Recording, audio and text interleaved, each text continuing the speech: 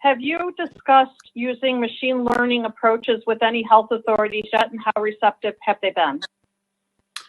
No, not at this time, but fortunately I work at the same company as Christine Moore, and she's been a critical partner for us. We're very early on in our journey with our direct GMP applications for such a technology. That being said, we have had discussions with industry peers. I know there have been some recent presentations at ISPE, some recent publications between actually Syntagon and an industry peer of ours, where it's starting to come out.